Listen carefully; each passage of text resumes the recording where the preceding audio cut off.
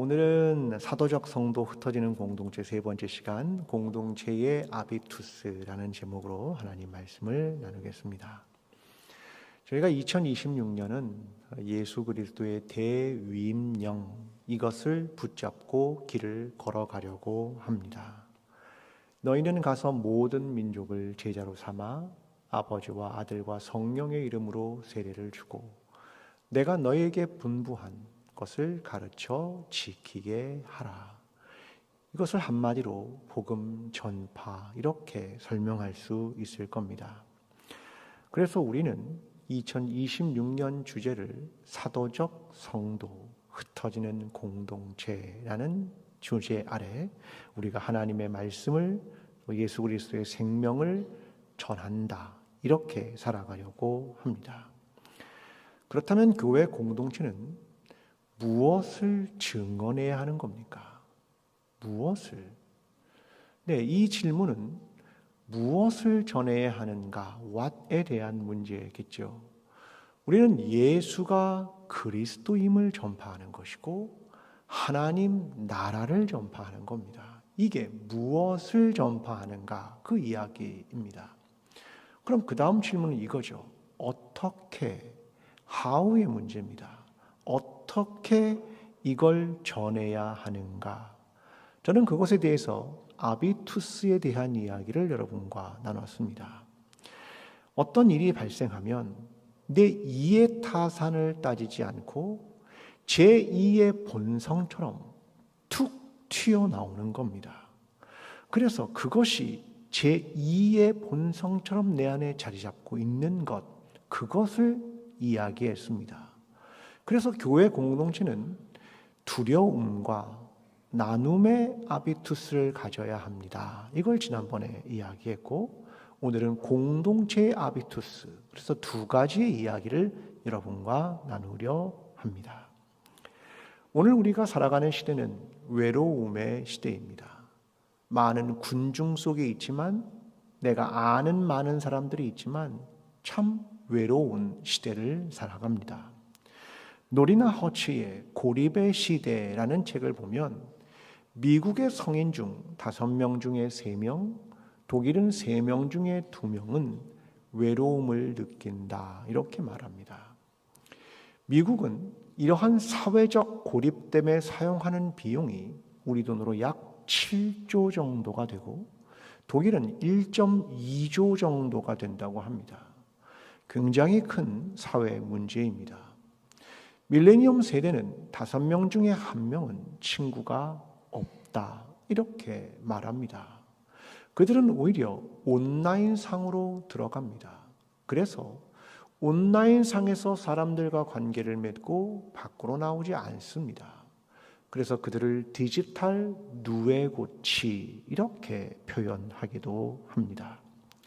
오늘 우리의 삶도 다르지 않죠. 외롭습니다. 이게 오늘 우리가 가지고 있는 현실입니다. 칼 융이라는 학자가 이렇게 외로움에 대한 이야기를 합니다. 외로움은 주변에 사람이 없어서가 아니라 자기 자신에게 중요해 보이는 것을 남과 소통하지 못하거나 자신의 관점을 남들이 인정해주지 않을 때 느낀다.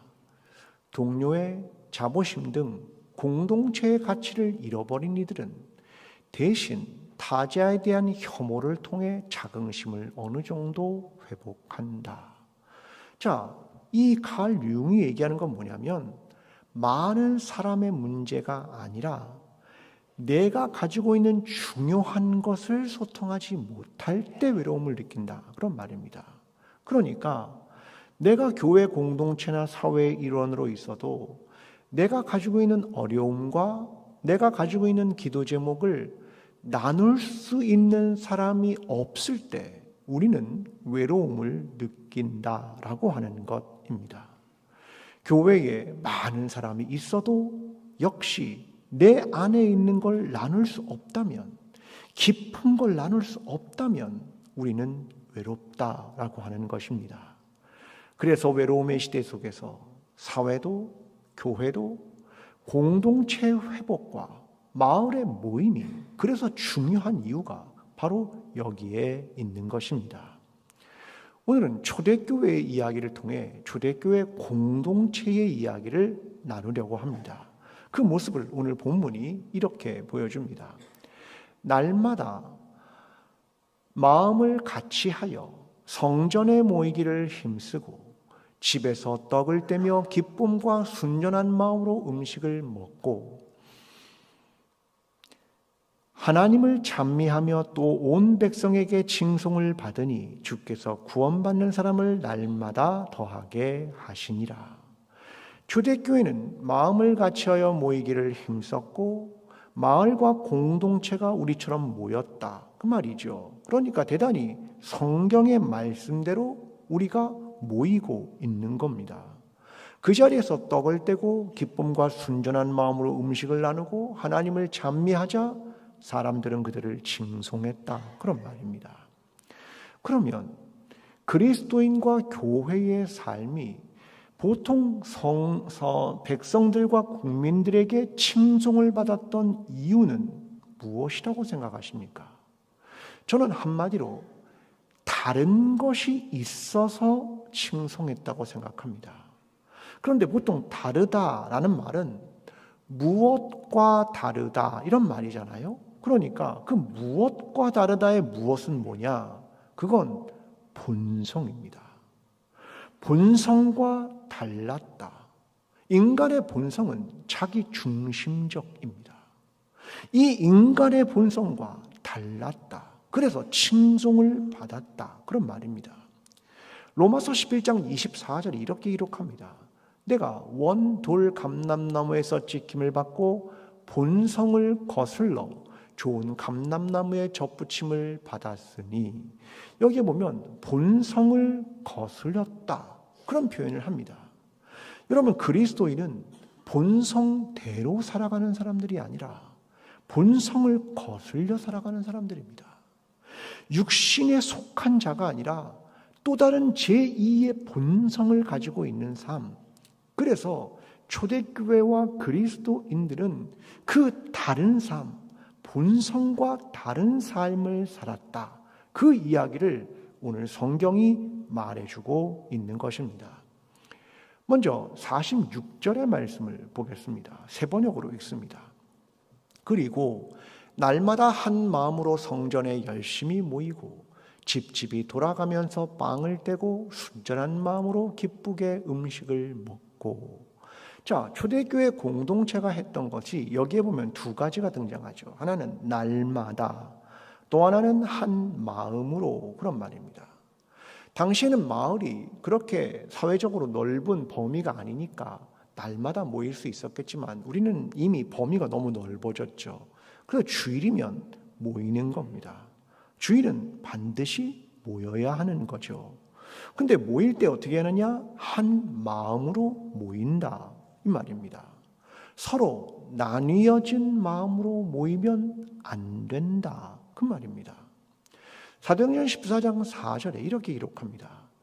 그 시내의 무리가 나뉘어 유대인을 따르는 자도 있고 두 사도를 따르는 자도 있는지라. 바울과 바나바가 이고니온에서 선교를 할 때 복음을 전하자 두 사도를 따르는 자도 있고 유대인을 따르는 자들로 나뉘었다, 그 말을 하고 있는 것입니다. 그런데 유대인들이 못된 행동을 합니다. 14장 2절. 그러나 순종하지 아니하는 유대인들이 이방인들의 마음을 선동하여 형제들에게 악감을 품게 하거늘. 그러니까 유대인들이 뭐랬냐면 이방인들의 마음을 선동해서 악감을 갖게 만든 겁니다.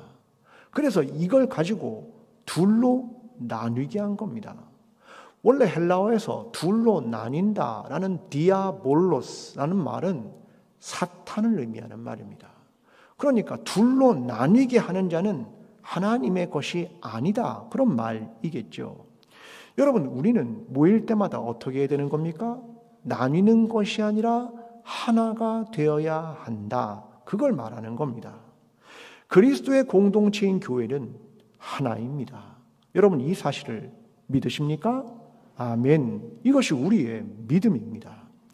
초대교회 공동체는 그런데 모일 때마다 집집이 돌아가면서 빵을 떼고 순전한 마음으로 음식을 먹었습니다. 자, 상상을 해봅니다. 초대교회 공동체에는 굉장한 다양한 사람들이 모였습니다. 예를 들면 로마서 16장이 그 다양한 사람들의 이름들을 소개하기도 합니다. 자, 먼저 8절과 9절은 이렇게 말합니다. 또 주 안에서 내 사랑하는 암블리아에게 문안하라. 그리스도 안에서 우리의 동역자인 우르바노와 나의 사랑하는 스다고에게 문안하라. 이렇게 말합니다. 여러 명의 이름이 등장합니다. 그런데 여기에서 암블리아와 우르바노는 당시 노예들의 이름입니다. 그러니까 교회 공동체에 누가 있었다는 겁니까? 노예들이 있었다. 그리고 자유인도 있었다. 그걸 말합니다. 그러나 그 노예들도 성도이고 동역자다. 그렇게 말하는 겁니다. 로마서 16장 10절은 이렇게 말합니다. 그리스도 안에서 인정함을 받은 아벨레에게 문안하라. 아리스토블로의 권속에게 문안하라. 여기서 아리스토블로는 헤롯 대제의 손자이며 아그리파 1세의 형제 관계인 인물로 보여집니다. 굉장히 높은 사회적 지위를 가지고 있는 사람이었습니다. 공동체 중에 노예도 있고 자유인도 있고 사회적 지위를 가진 사람도 있고 가지지 않은 사람들도 있습니다. 그런데 집집이 돌아가면서 떡을 떼고 기쁜 마음으로 음식을 먹은 겁니다. 여러분 같으면 위화감이 생기겠습니까? 안 생기겠습니까? 생길 수 있죠. 사회적 지위가 너무 높거나 아니면 너무 부한 자들을 만나면 그런 걸 느끼기도 합니다.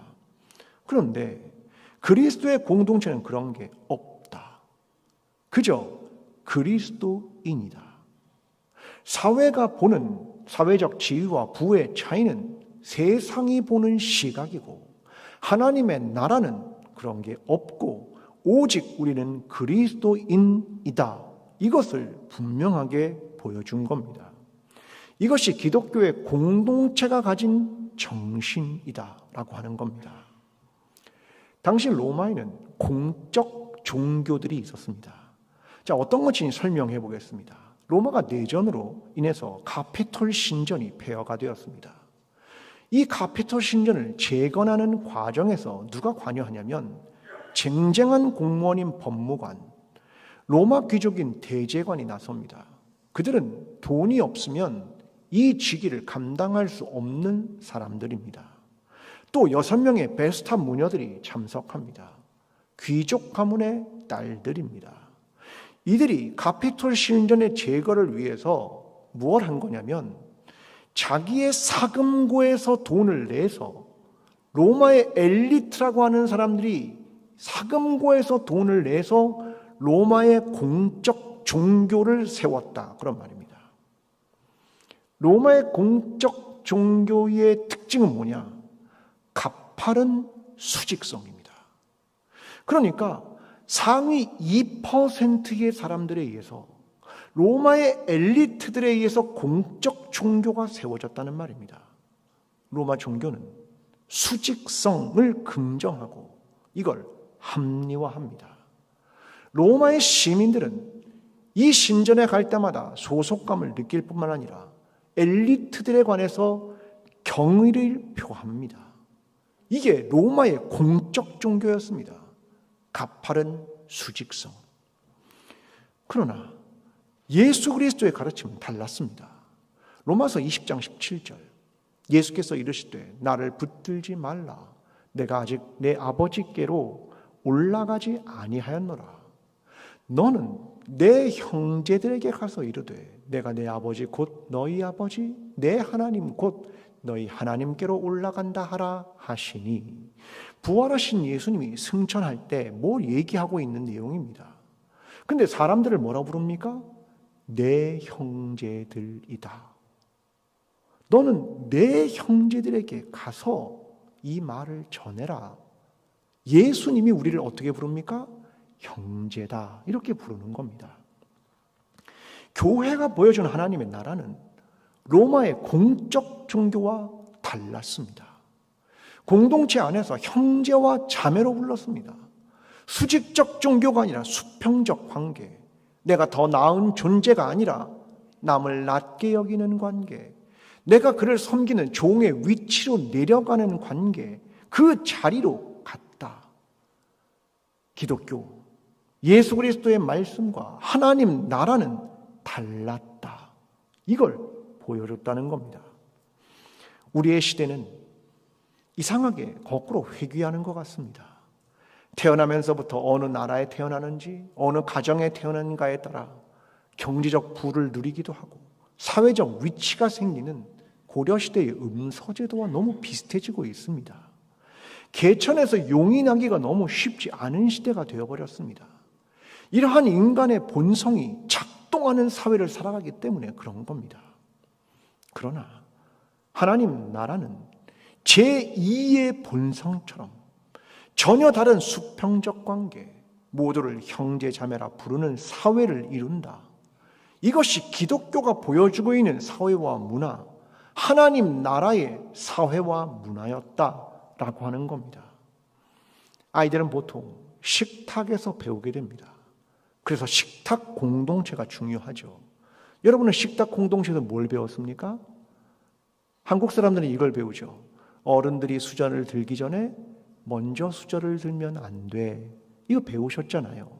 식탁 공동체에서 배우는 겁니다. 근데 초대교회에선 식탁 공동체에서 집집마다 다니면서 배우는 겁니다. 함께 기쁘게 모이고 함께 웃고 또 복음적 대화를 나누는 이런 것들을 하는 겁니다. 제가 언젠가 한 마을에 식사 초대를 받았습니다. 다 모였습니다.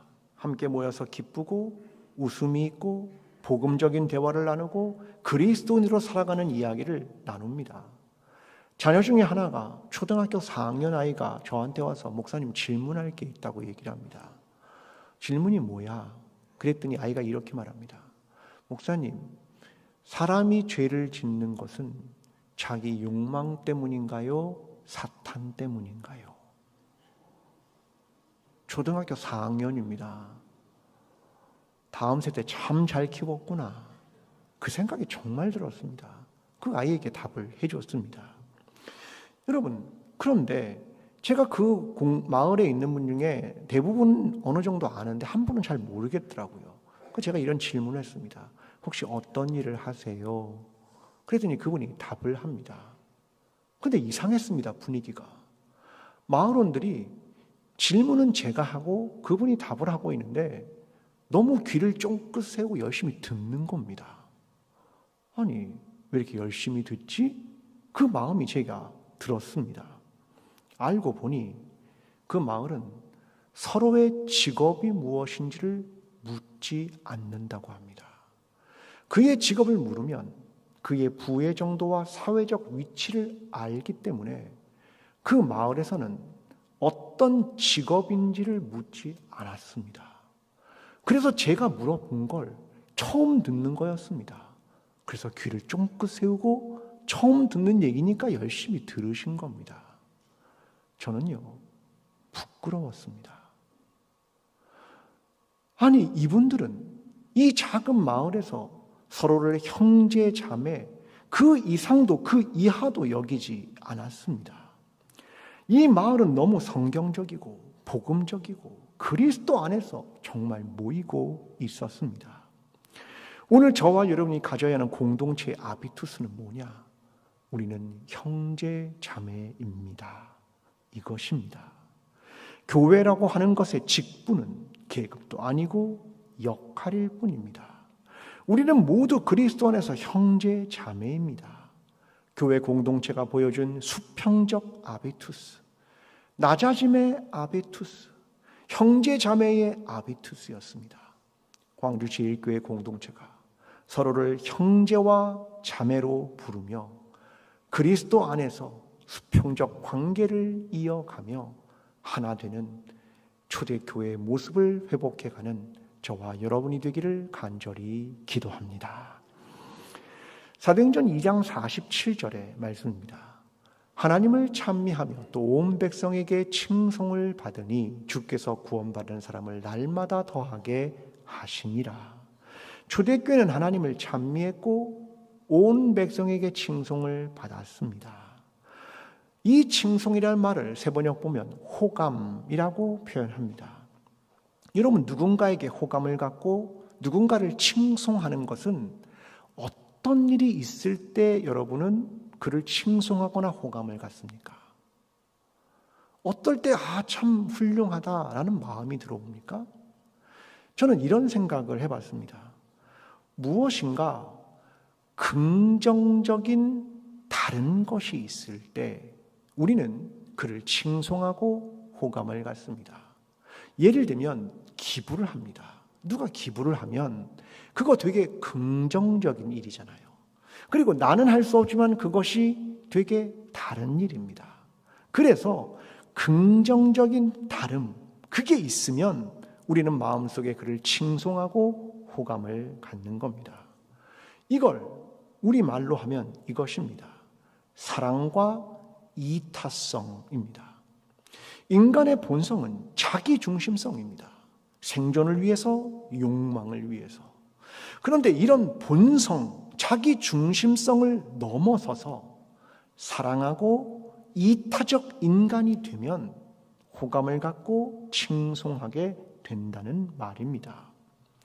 교회 공동체가 칭송을 받았던 건 이 제2의 본성인 사랑과 이타성의 아비투스를 가졌기 때문입니다.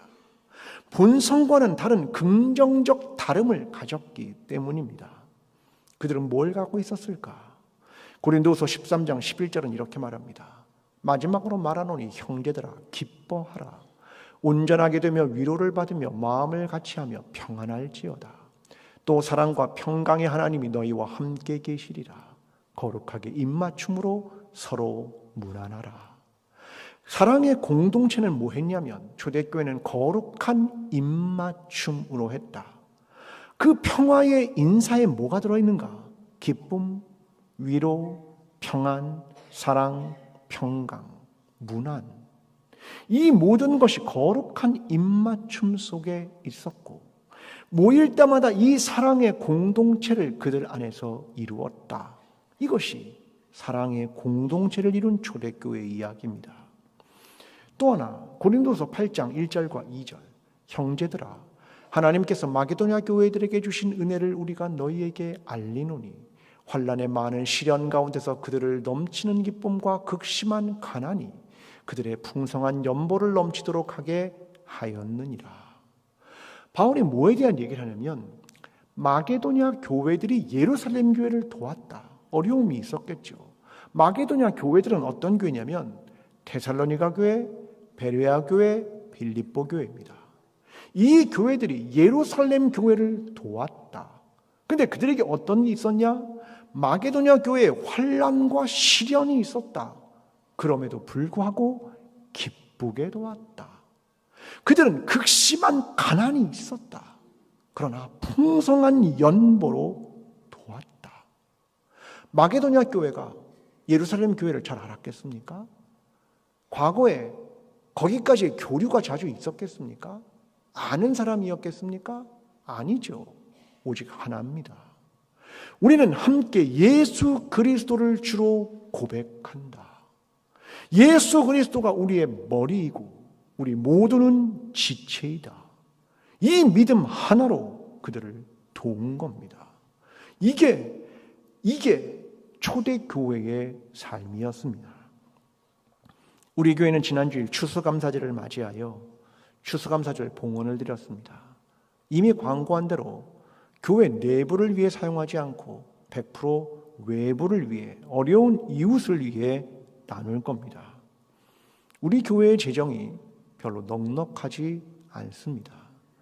아마 제가 목회를 하고 온 기간 동안 중에 가장 어려운 한 해입니다. 그러나 그럼에도 불구하고 우리 자신을 위해 사용하지 않고 전부 어려운 이웃을 위해 사용할 것입니다. 그들은 한 번도 만나보지 못했던 사람이고 누구인지도 모릅니다. 그러나 그들을 돕는다는 겁니다. 그걸 흘려보내겠다는 겁니다. 왜냐하면 전도서 11장 1절은 이렇게 말합니다. 너는 내 떡을 물 위에 던져라. 여러 날 후에 도로 찾으리라. 네 떡을 물 위에 던져라. 어디로 흘러갈지 누가 받을지 모르지만 던져라. 그러면 언젠가 너희의 사회가 그걸 받은 사람들이 또 다른 사람들을 도울 것이고 서로에 대한 믿음과 서로에 대한 사랑이, 베품이, 호의가 가득할 것이다. 그러므로 너는 내 떡을 물 위에 던져라. 이렇게 성경이 말하기 때문입니다. 이건 공공성입니다. 공적 이익과 다릅니다. 우리 교회가 공적인 이익을 얻는 것과 다른 말입니다. 오직 공공성입니다. 사회와 세상을 바꾸는 복음의 힘이 있다는 것을 믿는 것이고 예수 그리스도의 말씀과 하나님의 말씀 이것을 그대로 지켜 나아가는 겁니다. 그래서 온 교회가 온 백성으로부터 칭송을 받게 되었다라고 하는 것입니다. 초대교회 공동체의 한 이야기를 들려드리겠습니다. 203년 5월 7일 힐라리아누스는 원형 경기장에서 게임과 구경거리 하나를 만듭니다. 검투사 행사입니다. 머릿속에 상상을 해보십시오. 원형 경기장의 가장 높은 부분에는 사회적 지위가 있고 영향력이 있고 부를 가진 사람들이 위에서 아래로 내려다봅니다. 경기장의 바닥 그 아래에는 짐승과 검투사와 노예가 있습니다. 그들은 곧 거의 다 죽음을 맞이할 겁니다. 당시 노예의 가격은 검투사의 10분의 1의 가격에 팔렸습니다. 그 현장에 있는 대중들은 음식과 술을 얻고 즐깁니다. 그리고 황제와 귀족들에게 경의를 표합니다. 아이러니하죠. 살인의 현장 속에 인간의 존엄이 무너지는 현장 속에 사람들은 즐기고 있다. 그 현장입니다. 그런데 이 원형 경기장의 세계 속에 누구도 예측하지 못했고 누구도 생각하지 못했던 누군가가 걸어 들어옵니다. 그리스도인들이었습니다. 구경꾼들은 예수 그리스도에 대한 충성심과 로마의 질서와 상황에 전혀 다르게 행동하는 사람들을 목격하게 됩니다. 성 페르페투아와 펠리시타스의 순환이라는 글이 있습니다. 여기에 두 여자가 등장합니다. 페르페투아는 부유한 집안의 여인이었고 펠리시타스는 노예였습니다. 며칠 전에 아이를 출산했던 여인입니다. 그들 모두는 세례를 준비하는 세신자였고 투옥 이후에 세례를 받았습니다. 그런데 그들은 원형 경기장으로 행진하며 들어갑니다. 그들은 전혀 움츠려들지 않고 확신 있게 행동합니다. 단호하고 즐겁게 경기장 안으로 걸어 들어갑니다. 로마 사회의 관습과 질서에 대항하듯이 말입니다. 로마인들은 수직적 사회에 살아가고 로마인들을 제외한 사람들의 존엄을 짓밟고 여성을 제외시키는 사회에 살아갔지만 그리스도인의 행동은 전혀 달랐습니다. 아니 반사적으로 위기의 상황 속에서 전혀 달랐습니다. 사람들은 그 여인들에게 여신 세레스의 여사제처럼 옷을 입으라고 요구했지만 응하지 않았습니다. 이렇게 말합니다. 우리는 우리 자신의 의지로 이곳에 왔으니 우리의 자유는 제약되지 않을 겁니다. 그들은 거절합니다. 그들은 모두 이제 원형 경기장에 들어갔습니다. 두 여인은 암소에 의해서 들이받치고 기절을 합니다. 먼저 깨어난 페르페투아가 펠리시타스를 일으켜 세웁니다. 두 여인은 나란히 섰습니다. 또다시 들이받칩니다. 옷들이 다 찢겨 나가고 발가벗겨집니다. 그리고 펠리시타스의 가슴에는 산후의 젖이 흘러나오고 있었습니다. 이를 본 군중은 움츠려들기 시작했습니다. 도대체 그리스도인들은 왜 저러고 있을까? 너무 다르다. 그리스도인들은 그 원형 경기장에서 여자와 남자, 자유인과 노예, 그리고 가난한 자와 부한 자 모두가 거룩한 입맞춤으로 평화의 인사를 나누고 있었습니다. 매번 예배 때마다 모였던 평화의 인사를 거기서도 나누고 있었습니다. 로마인들은 이해할 수 없었습니다. 이질적인 사람들, 사회의 계층이 다른 사람들이 어떻게 하나의 공동체가 될 수 있는가? 고통과 죽음 앞에서도 어떻게 서로를 위로하며 격려하며 의연할 수 있을까?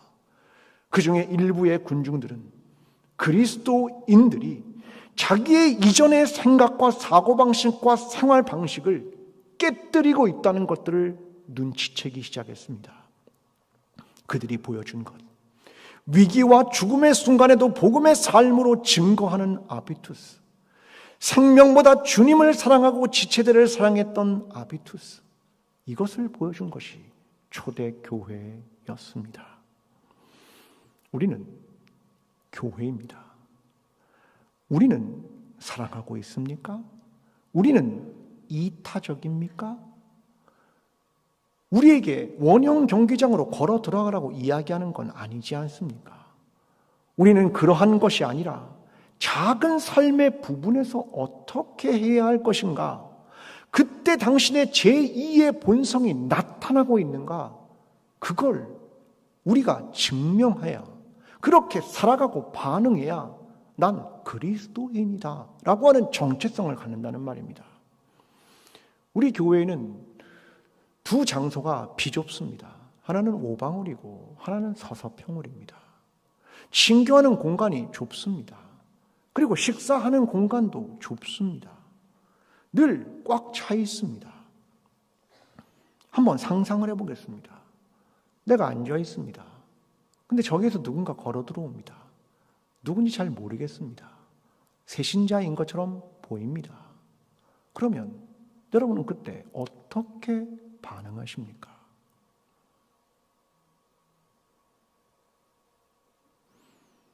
먼저 위아래를 살펴보고 나보다 나이가 많은가 적은가 그거 확인하십니까?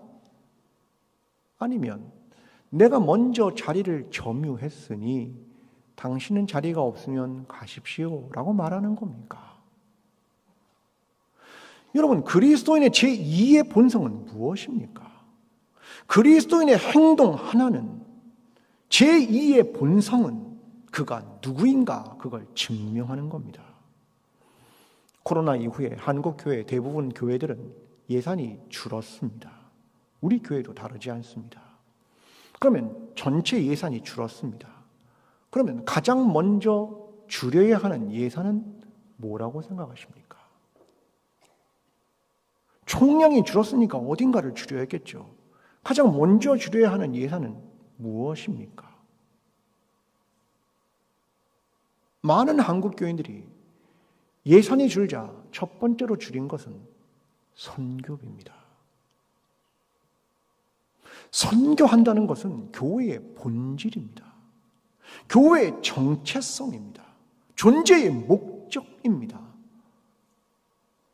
내부에 사용하는 것을 줄이지 않고 선교비를 줄인 겁니다. 어떤 우선순위가 작동한 겁니까? 자기 중심성이 작동한 것 아닙니까? 여러분, 교회의 정체성과 존재 증명을 실패한 겁니다. 초대교회는 사랑의 공동체와 이타적 공동체였습니다. 그래서 사람들이, 백성들이 그들을 칭송한 겁니다. 그래서 예수 그리스도 하나님 나라를 그들이 알게 된 겁니다. 만약 우리가 돈을 모아서 우리끼리 우리를 위해 사용한다면 친목단체와 무엇이 다르단 말입니까? 초대교회를 칭송한 이유는 그들이 교회가 하나님 나라의 사랑과 이타성의 행동을 했기 때문입니다. 마이클 모리스의 집단 본능이라는 책이 있습니다. 참 좋은 책입니다. 한번 읽어보시면 좋겠습니다. 여기 보면 부족 본능이라는 표현을 사용합니다. 인간에겐 세 가지의 부족 본능이 있다. 첫째, 동료 본능이다. 동료들의 패턴에 맞추려고 합니다. 다른 사람을 겪는지라고 저렇게 하는구나, 나도 저렇게 해야지 라고 따라가는 본능을 동료 본능이라고 합니다. 두 번째, 영웅 본능이 있다. 유명인이나 CEO 같은 사람을 올려다보고 매혹적이다라고 생각하는 겁니다. 세 번째, 조상 본능이 있다. 과거의 향수를 느끼고 전통에서 위안을 느끼고 유지하려는 의무감을 느낀다. 이걸 조상 본능이라고 한다. 인간에게는 이 세 가지 본능이 부족 본능으로 있다. 근데 이 본능대로 살면 어떻게 살아가야 되냐면 수능, 지위 추구, 전통주의 이렇게 살아간다. 그 얘기를 합니다. 이 책에서는 이러한 본능, 이걸 문화 코드라는 걸 바꿀 수 있다라는 이야기를 꺼내면서 우리가 잘 아는 거스 히딩크에 대한 이야기를 합니다. 한국 축구가 연일 패배를 거듭할 때 거스 히딩크가 국가대표 감독으로 왔습니다. 그가 공항에서 첫 번째 한 말은 이것입니다. 나는 한국에 대해 잘 모릅니다. 그의 첫 번째 공식 행보는 공개 트라이아웃입니다. 이 말은 유명한 선수든 무명한 선수든 관계없이 너의 실력으로 증명해라. 그겁니다. 다 똑같이 수평적 위치에 놓고 그들을 경쟁시키고 그들에게 환영하고 그리고 유명 선수들도 탈락이 됩니다. 모두가 수평적 위치에 놓고 시작을 합니다. 또 토탈 축구를 가르쳤습니다. 사람들은 경직되어 있습니다. 그 분야, 그 지역에만 머물러 있습니다. 그 포지션에만. 그러니까 확장성이 없는 겁니다. 그래서 골문에서 확실히 기회를 잡아도 선수 찾고 고참 선수의 눈치를 보느라 슛을 못 날리는 겁니다. 그때 히딩크가 한 건 이겁니다. 존댓말 금지, 형, 선배 이런 말을 못 쓰게 한 겁니다. 그냥 이름을 불러라. 동등한 위치에서 소통을 해라. 새로운 규범을 만드는 겁니다. 우리 말로 하면 형제, 자매 이렇게 부르라는 겁니다. 혹독한 훈련, 외부 언론과의 취재를 허용하지 않았습니다. 그러면서 훈련을 이어갑니다. 그때 뉴욕타임스의 한 기자가 이렇게 묻습니다. 문화 차이를 무시하고 한국 선수들에게 하룻밤 사이에 유럽 선수처럼 일하고 경기하고 훈련하라고 요구하는 겁니까? 라고 질문을 하자 히딩크가 이렇게 말합니다. 당신의 말이 맞을지도 모릅니다. 하지만 이 선수들은 생각보다 빨리 적응할 수도 있습니다. 그래서 결국 우리가 알대로 2002년 월드컵에 4강에 오릅니다. 스포츠 업체의 배팅은 우리나라의 우승 확률은 150대 1 불가능하다. 그것이었습니다. 그런데 4강에 오릅니다. 여러분, 대부분의 감독들은 이렇게 생각합니다. 국가의 특성, 이게 고정관념으로 박혀 있습니다.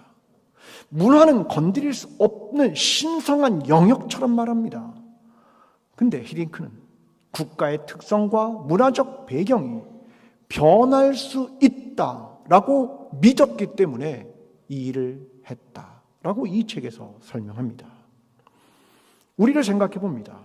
우리의 생각과 신념을 고정합니다. 원래 우리의 전통과 문화적 특성은 이거야. 이건 쉽게 변하지 않아. 변화하려면 충돌하고 어려워질 거야. 라고 생각을 합니다. 그런데 히딩크는 이걸 변화시켜서 희망을 쏘아 올린 겁니다. 그리스도의 공동체인 교회는 예수 그리스도를 믿기에